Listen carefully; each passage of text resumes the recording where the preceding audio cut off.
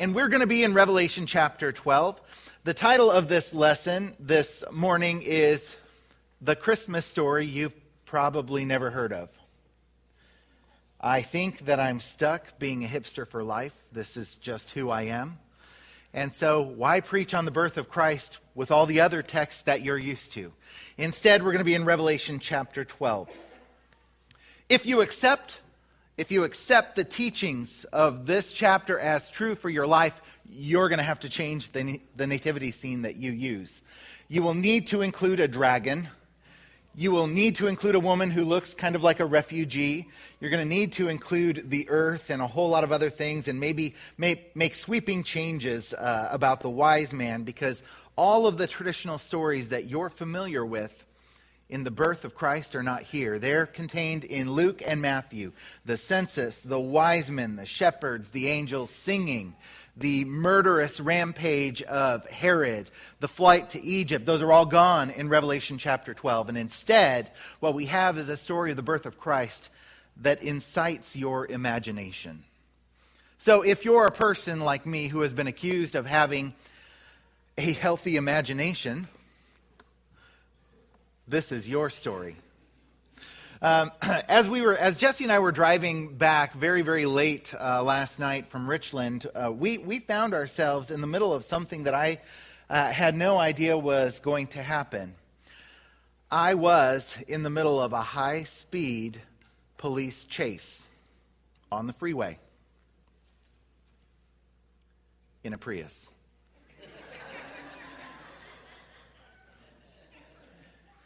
You never thought that could happen, did you? Actually, it's interesting because as you're driving really late at night, we're out in the middle of the eastern Washington desert, and it happened between Cle Elum and Ellensburg, where out in the pitch black of dark, we're driving along I-90, and off in the distance, I see 3 police lights. And they're speeding along, and I think, well, I don't know what's going on, but it must be an emergency to get 3 cops, right? And as I continued driving, I noticed that they're starting to get a little bit closer to where I'm at. And as I continued driving, I realized that they're on the road that is in an overpass right in front of me, and they're going to intersect that road. And I realized at that point there were 3 officers in pursuit of a truck. Well, that's kind of cool. You don't see that every day, right? I can finish this drive and have stories to tell my children, until I realized that the truck was not done with the pursuit and he was turning onto the on-ramp for the freeway that I was on. And so as it continued, I realized that I had a situation and I was ill-equipped to deal with it, so I pulled off to the side. He passed me really quickly. 3 officers passed me, then a 4th, then a 5th. Then a 6th, then a 7th, then an 8th. And then there were officers on the opposite side of the median that were looking for an opportunity to come over. Then a 9th officer passed me. And it was an old truck. So as I sped back up to the speed limit, which I did not exceed at any moment, the chase racing ahead of me at only 90 miles an hour is a few miles over the speed limit. And so after several minutes, all the police cars were behind him, and I lost sight of them. And then after a while, I started seeing them again. The entire group, the truck, and at that point, 9 officers that were pursuing him with their lights on had slowed down.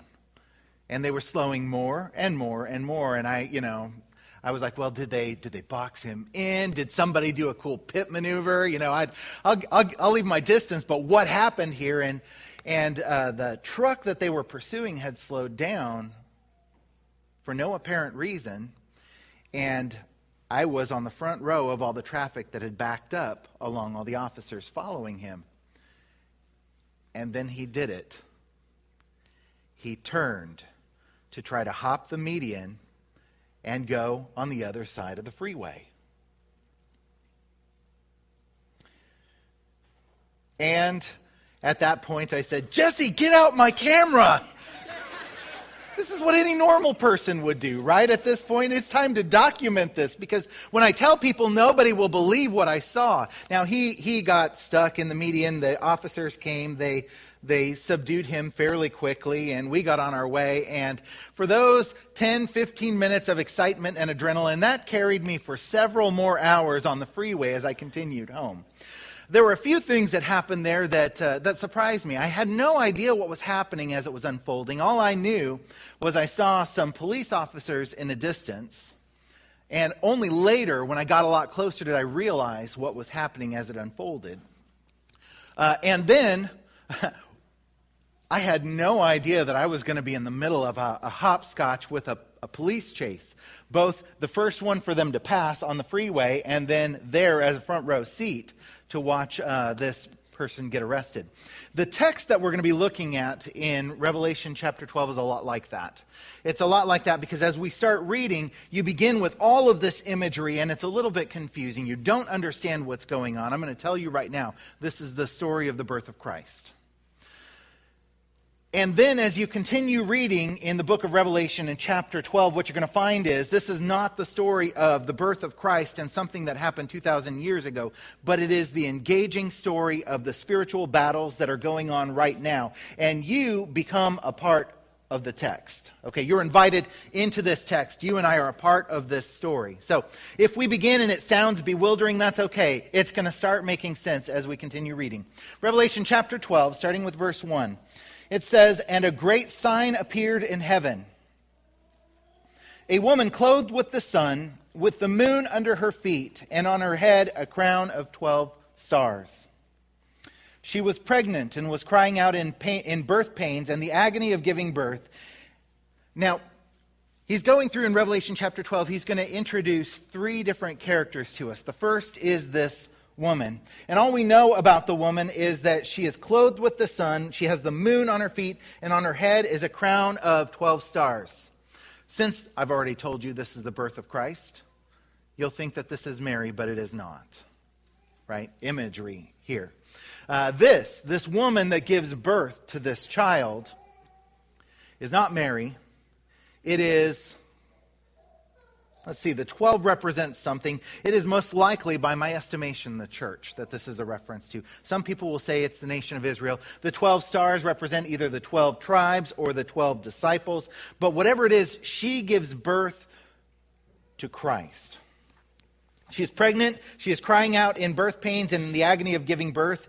And another sign appeared in heaven. Here's the second character. Another sign appeared in heaven, and behold, a great dragon, with 7 heads and 10 horns on his head, and on his heads were 7 diadems. In other words, it's a dragon, a red dragon with 7 heads, 10 horns on its head, and 7 crowns. The dragon represents something. We learn later the dragon, specifically in this text, is Satan. But it is Satan with the power of the authorities of the rulers on earth. He has 7 heads. On top of those 7 heads are 7 crowns. He represents authority and power as it unfolds here on earth. And so you have this dragon, a mighty dragon.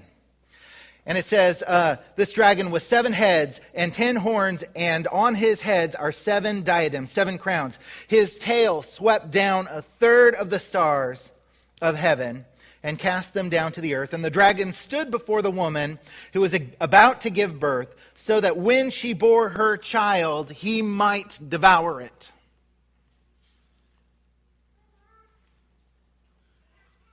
Now, at this point, you don't know anything about this child, but you do know, because of the imagery that we've shared, that the child is in a terrifying position, because we just described a serpent, a dragon, the most powerful thing you can imagine if you let your imagination go wild. With the power and the authority of all earthly rulers, this dragon, the most powerful beast you have ever heard described, is sitting here poised and ready to devour a baby.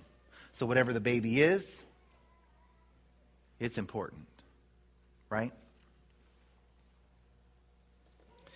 The dragon, we know just a little bit later, is referred to as a serpent. And then if you're a student of the Bible, you're going to recognize immediately there's a correlation here. All the way in Revelation chapter 12, we're revisiting something that happened all the way at the beginning of the book. If you'll recall. In Genesis chapter 3, the very beginning, Adam and Eve, they sin. They receive the curse for their sin. And in the middle of that curse, God says to the woman, I will put enmity between you, to the serpent, I will put enmity between you and the woman, and between your offspring and her offspring.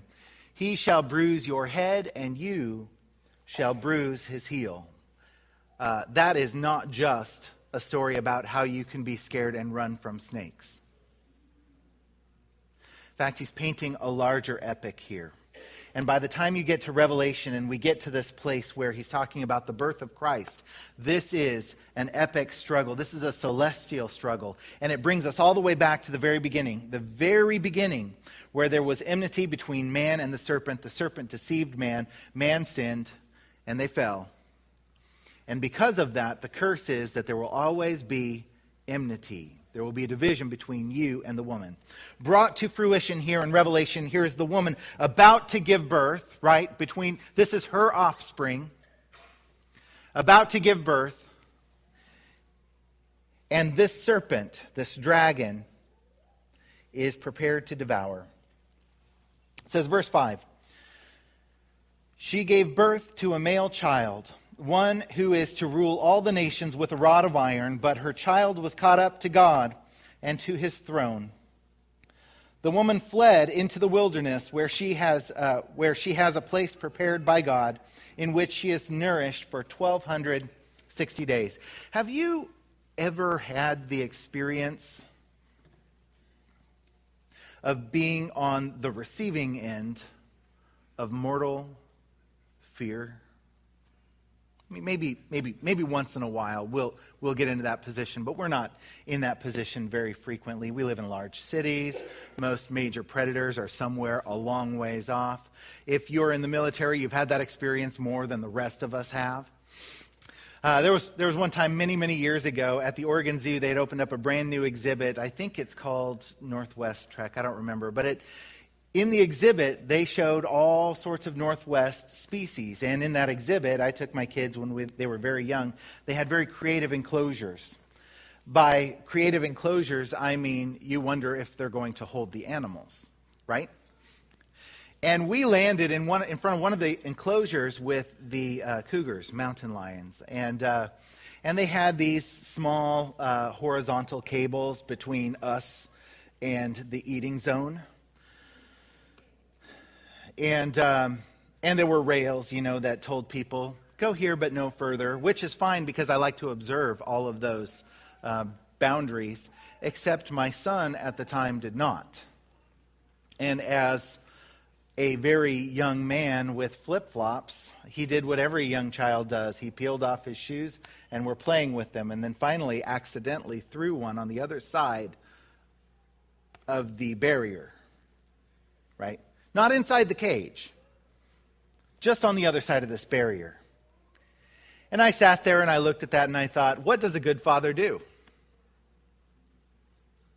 A good father would not walk around the zoo with his children and nothing on their feet. And so I watched the cougar for a while, and he was wandering around, and he had a track. He had worn a track in his pen. And I thought, it's only 3 feet past this line. I'll just slip under the rail and get it.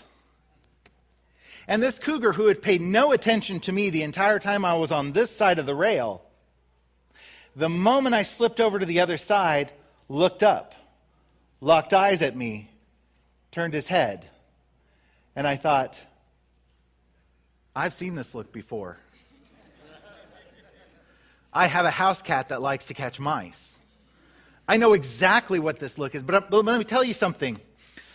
In that brief moment, you realize how large that cat is, how capable that cat is, and how terrifying it just might be to be on the opposite end of the hunter and prey spectrum, right?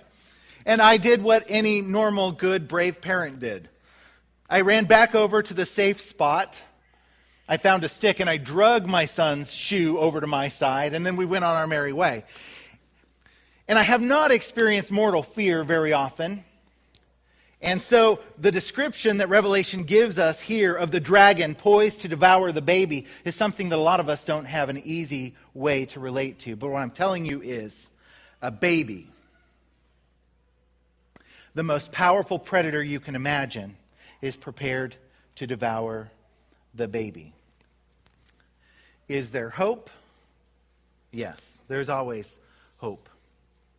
But if you haven't connected the dots yet, just pause for one moment and ask yourself, has this really happened in the Bible? Is this really how the Bible describes the relationship between Jesus and Satan? And the answer is absolutely yes. No, not necessarily with a dragon in the Gospels, but what you find is Jesus is absolutely bent on devouring the baby. Satan is set against Jesus from the moment Jesus comes. Matthew chapter 2, Herod goes on his murderous rampage, killing every child who could possibly be the Messiah.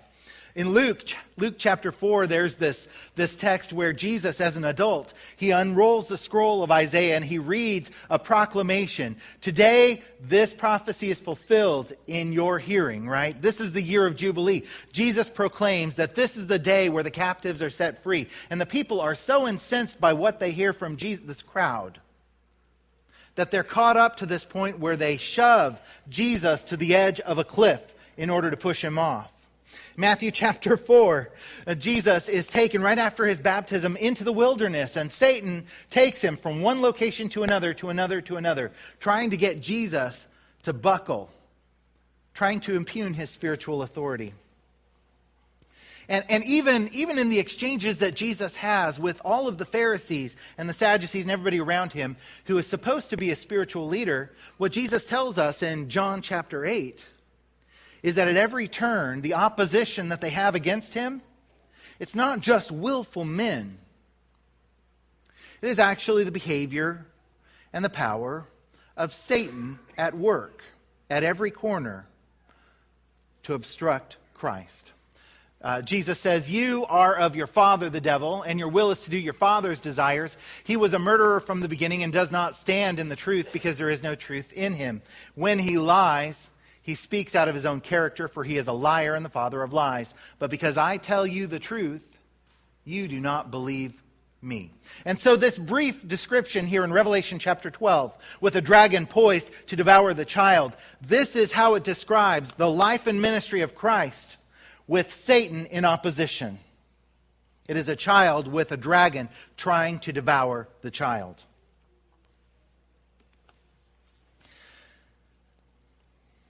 Verse 7. Now war arose in heaven. Michael and his angels fighting against the dragon, and the dragon and his angels fought back, but he was defeated, and there was no longer a place for them in heaven, and the great dragon was thrown down, that ancient serpent who was called the devil and Satan, the deceiver of the whole world. He was thrown down to the earth, and his angels were thrown down with him. And I heard a loud voice in heaven saying, now pay attention to this. I heard a loud voice in heaven saying, now the salvation and the power and the kingdom of our God and the authority of his Christ have come. For the accuser of our brothers has been thrown down, who accuses them day and night before our God. And they have conquered him by the blood of the Lamb and by the word of their testimony, for they have loved not their lives even unto death. Therefore rejoice, O heavens, and you who dwell in them. But woe to you, O earth and sea, for the devil has come down to you in his great wrath, because he knows that his time is short.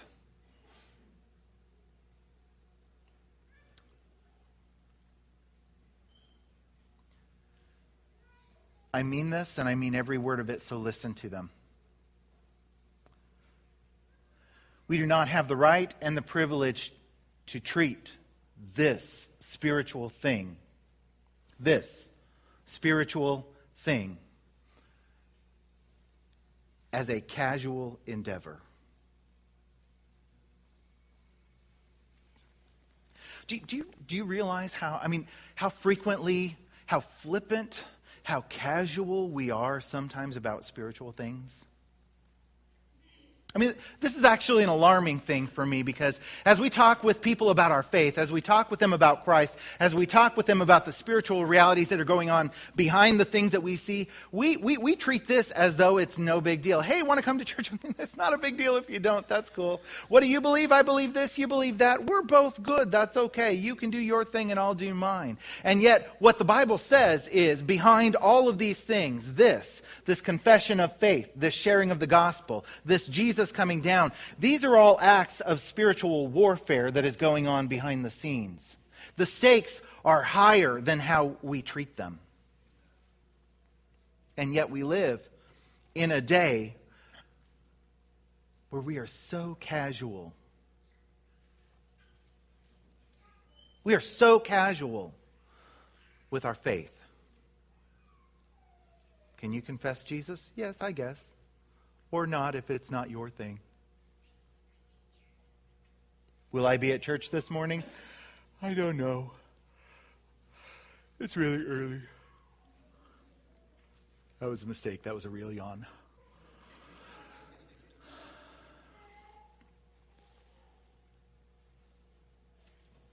But the picture that he's painting here is from the moment Christ came, he waged war against the dragon.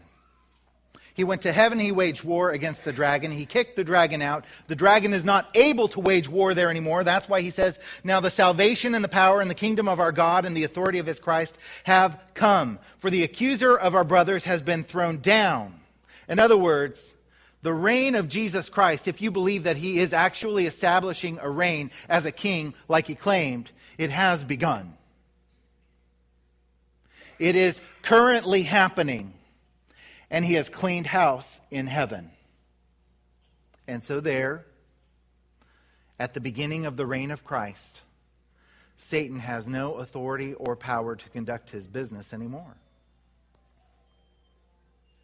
Which is why now the salvation and the power and the kingdom of our God and the authority of his Christ have come. For the accuser of our brothers has been thrown down, who accuses them day and night before our God. And they have conquered him by the blood of the Lamb and by the word of their testimony. For they loved not their lives even unto death. Realize who John is talking about at this point, right? The church has been established for a handful of years. It has been persecuted for a handful of years. There have been people who have confessed Jesus only to be slaughtered publicly. And there they are in the bosom of Christ, at the feet of his throne room, and his reign in heaven has been established. They cannot be accused anymore by the dragon. It says, they have conquered him by the blood of the Lamb and by the word of their testimony, for they love not their lives, even unto death. Therefore rejoice, O heavens, and you who dwell in them. Did you read ahead of me? Because if you did, and you know what comes next, you know that the church has no right to be casual and flippant about the spiritual warfare that we are engaged in. He says, but woe to you, O earth and sea, for the devil has come down to you in great wrath, because he knows that his time is short.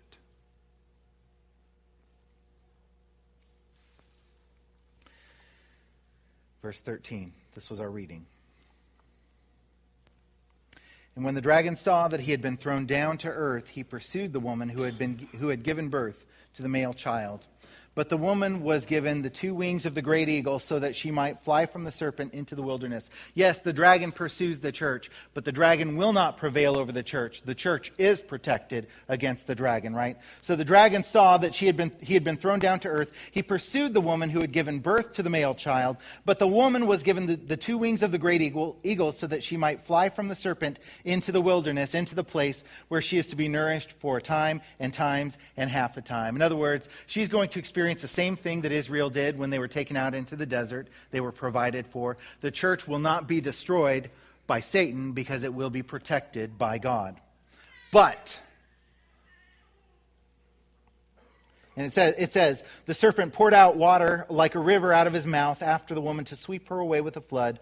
But the earth came to the help of the woman, and the earth opened its mouth and swallowed up the river that the dragon had poured from his mouth. And the dragon became furious with the woman and went off to make war on the rest of her offspring, on those who keep the commandments of God and hold to the testimony of Jesus. And he stood on the sand of the sea.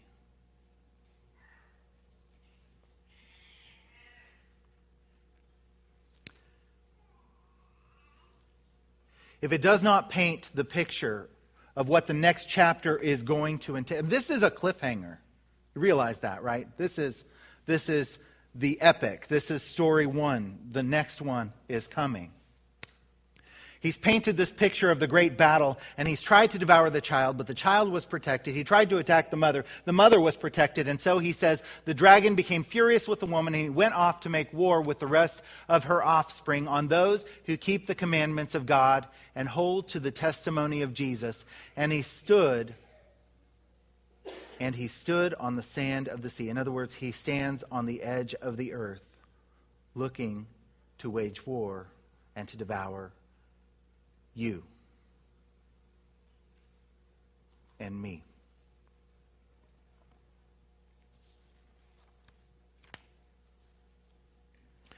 Why? Why read through what Revelation chapter 12 has to say about the birth of Christ? Because we get caught up in the storytelling and the history and the fanfare and the angels singing and the joy to the world. But when Revelation tells the story of the birth of Christ, it is not joy to the world. It is joy for those who put their faith in Him, who submit to Him in baptism. It's joy for those who give up their life for His sake because they're in the kingdom of God and His reign is protecting them. But it is not joy to the world, because what it does is it brings a vengeful, wrathful devil to do his bidding on the earth. Why read the story of the birth of Christ in Revelation? Because it reminds us that this is worth taking seriously.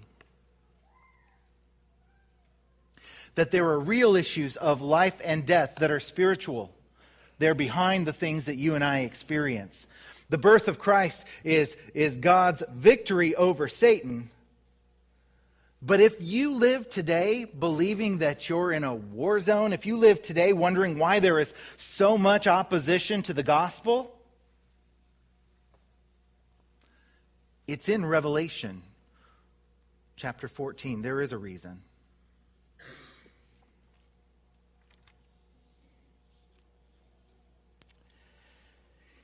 But it reminds us that Jesus is Lord.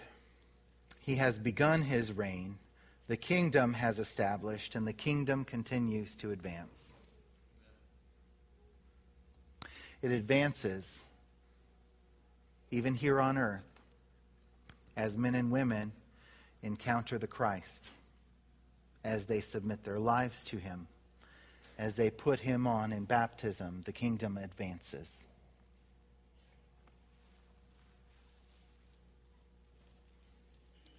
But if you signed up for something that was supposed to be easy, I've got bad news for you. It's not, because it is a war.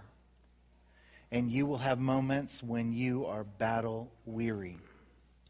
These things that you see around us, there are spiritual things behind them that are more powerful, frightening, and courageous than we ever give them credit for.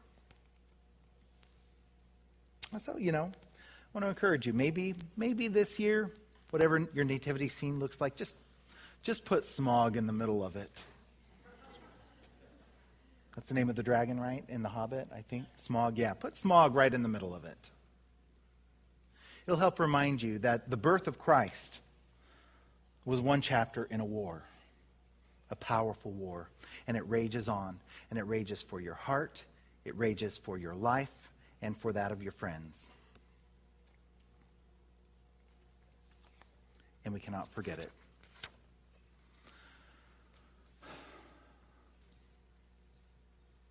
But I do want to offer an opportunity for you to respond if you're here and you're experiencing this, this spiritual warfare.